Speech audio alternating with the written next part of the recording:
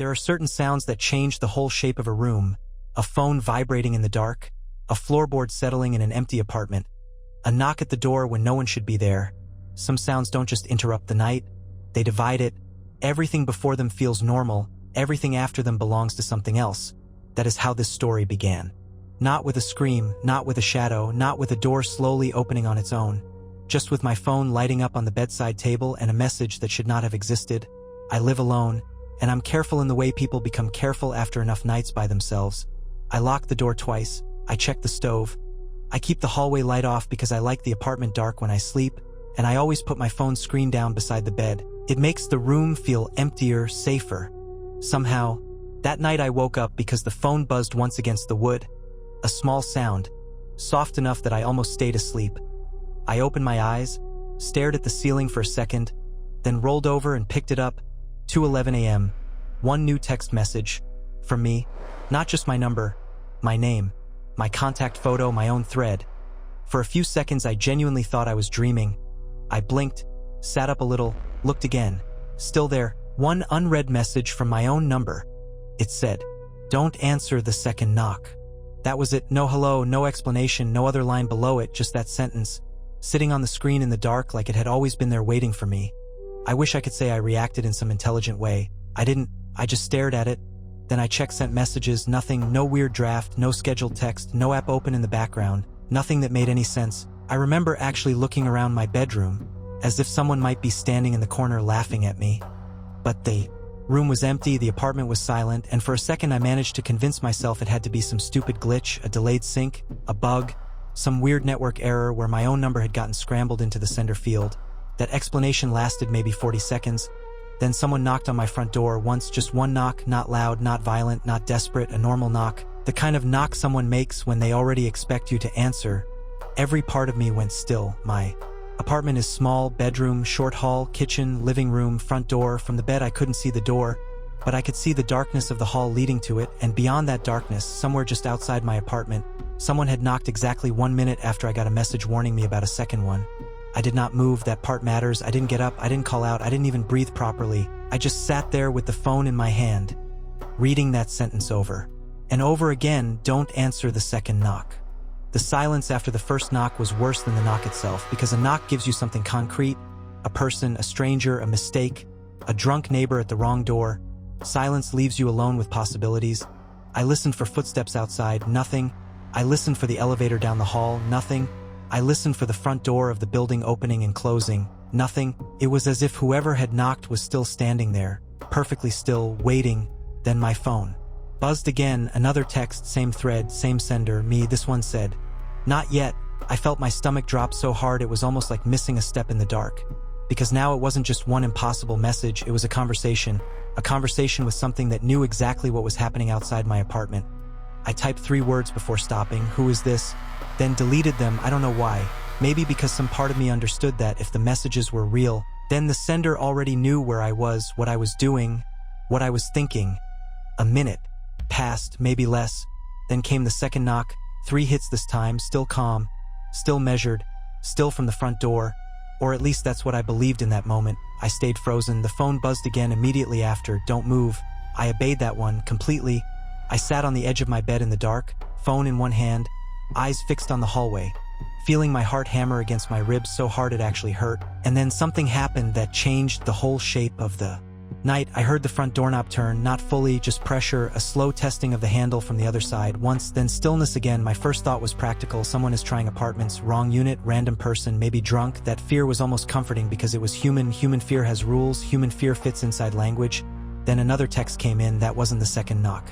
I read it 3 times, then again my mouth had gone completely dry, because if that wasn't the second knock, then what exactly had I been listening to? At some point instinct took over and I got out of bed quietly. I didn't go to the front door. I went to the bedroom door and opened it just enough to see into the hall, dark, still, no movement. The apartment looked exactly the same as it always did at night. That almost made it worse, because a normal room is harder to fear until something inside it proves you should. I took 1 step into the hallway. Then the phone buzzed so violently in my hand that I nearly dropped it. Get back in the bedroom. I did, immediately, shut the door, locked it, stood there listening with my ear almost against the wood. Nothing. Then very softly, from somewhere deeper in the apartment, I heard a knock, not the front door, inside. One soft knock on wood. I actually felt my whole body go cold in one wave because there are certain sounds your mind understands before it puts them into words. That sound had not come from the entrance. It had come from somewhere between the kitchen and the living room, somewhere inside my locked apartment. I backed away from the bedroom door so fast I hit the edge of the dresser. The phone buzzed again. Now wait, at that point I stopped trying to explain any of it. No glitch could do this, no prank could do this, no friend was inside my apartment. No one had come in, at least no one I had heard. I turned on the bedside lamp. Warm yellow light filled half the room and made the dark outside the doorway feel even blacker. Another knock, closer this time. Still inside the apartment. One knock, then silence, then my phone. Do not answer it when it knocks twice. I remember actually whispering, what does that mean, to myself, because the words were clear, but the logic wasn't. Knocking is knocking, a door is a door. But that sentence made it sound like the second knock wasn't just another sound, like it was a moment, a threshold, a rule. I shoved the dresser toward the bedroom door. It scraped loudly across the floor. The noise made me feel stupid immediately, like I had just announced exactly where I was. Nothing answered. Then I heard it again, 2 knocks this time. Not on the bedroom door, on the wall behind my bed. Soft, patient, as if someone on the other side of the plaster was reminding me it knew the layout better than I did. I stared at that wall so hard my eyes hurt. The phone buzzed. Don't speak after the second knock. That was when I realized the instructions weren't all for the same thing. They were arriving step by step, like whoever was texting me knew the pattern in advance, like this night had already happened once and I was behind it. I wanted to call the police, I really did, but what was I supposed to say? There's something in my apartment, my own phone is texting me instructions from nowhere, and the knocks are moving, even in panic. It sounded insane. Then something else happened. From outside the bedroom door, in the hall, I heard my own voice say, "Are you awake?" Just that soft, calm, exactly me, not similar, not approximate mine. I think that was the moment fear stopped being fear and became something heavier, something slower, because a stranger at the door is terrifying. A burglar inside your home is terrifying. But hearing your own voice outside your bedroom door when you know your mouth is closed, that does something worse than fear. It makes the room feel false. I didn't answer. The phone buzzed again. Good. Then, after a second message, "Can't come in until you answer the second knock."